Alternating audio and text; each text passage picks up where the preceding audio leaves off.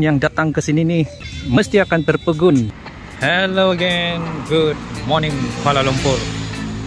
So sekarang nih everyone, kita berada di area sekitar laluan pejalan kaki untuk ke Hospital Kuala Lumpur. Dan beginilah everyone suasana pada waktu awal pagi, public holiday 20 Oktober di area sini.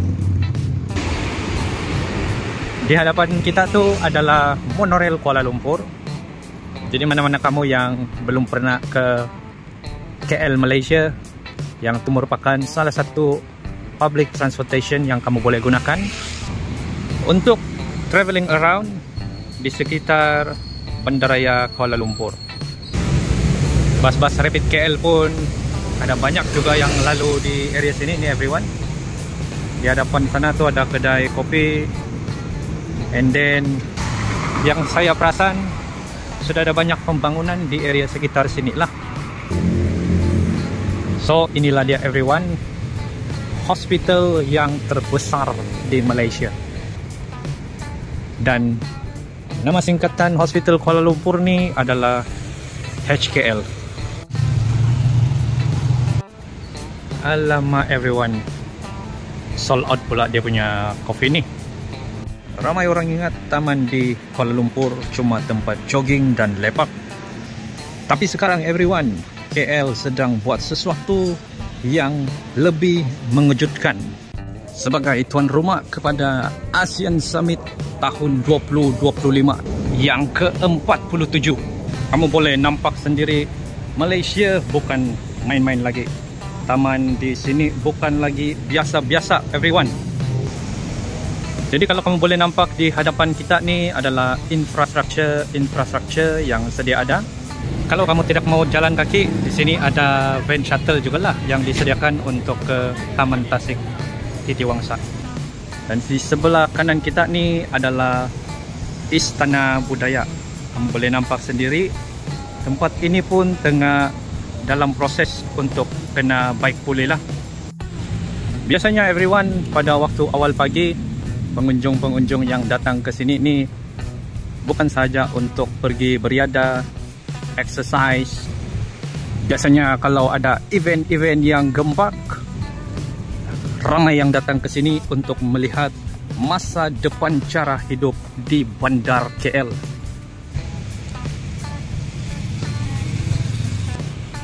Rasanya everyone, tempat yang ada di hadapan saya ni macam pernah viral juga ni dulu. Masih ramai di antara kamu yang tertanya-tanya kenapa ada ramai pengunjung yang datang ke sini dan lebih ramai daripada biasa. Sebab yang ni everyone, boom, ada ASEAN punya event di sini. Jadi sempena ASEAN Summit tahun 2025, Taman Titiwangsa bukan sekadar menjadi tempat pusat komuniti, tetapi juga menjadi tempat yang sesuai untuk mengadakan KL Park Festival yang terbesar di Malaysia. Boom, inilah dia everyone, Festival KL Park yang tengah berlangsung sehingga 26 Oktober tahun 2025 everyone. Jadi yang paling best, tempat ini free sahaja kalau kamu mau masuk. Dan pandangan kamu macam mana everyone?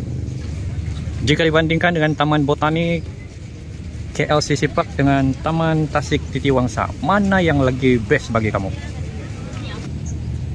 Biasanya pada waktu malam lebih meriah. Sebab kamu boleh bayangkan sendiri, ada satu festival mega dalam taman ini dengan art installation, teknologi hijau, showcase inovasi, aktiviti keluarga, dan eco market macam yang terdapat di luar negara. Inilah dia everyone, Kuala Lumpur.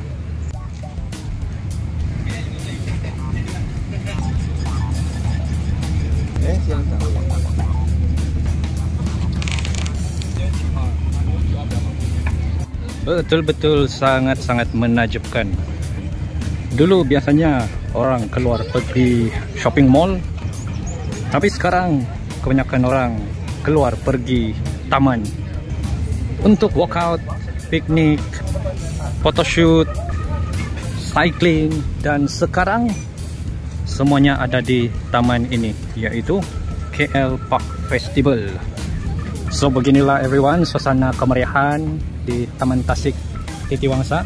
Jadi mana-mana kamu yang masih belum sempat ke sini, kamu masih berpeluang untuk ke area sini nih sehingga 26 Oktober everyone, untuk melihat sendiri transformation terkini yang terdapat di Taman Kuala Lumpur.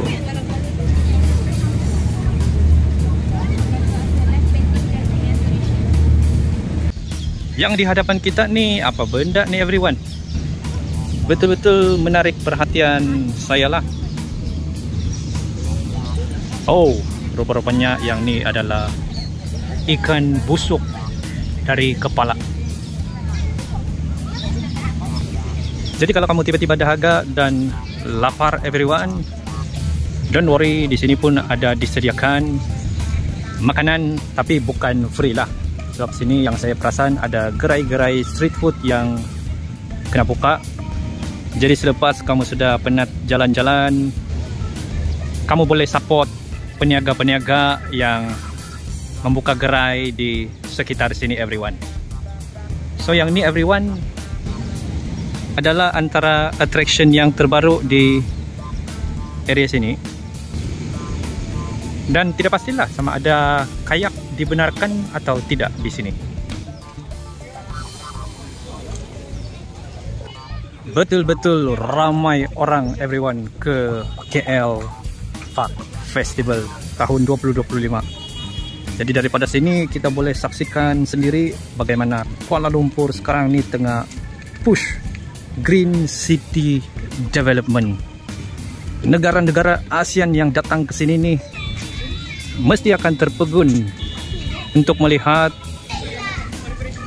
Malaysia yang bukan hanya bina bangunan tinggi-tinggi, tetapi juga ada membina ruang hijau untuk rakyat mereka. Dengan adanya taman yang bertaraf antarabangsa ini, yang berpotensi untuk mengejutkan ASEAN. Kalau yang ini nih everyone, kamu boleh kasih pusing lah.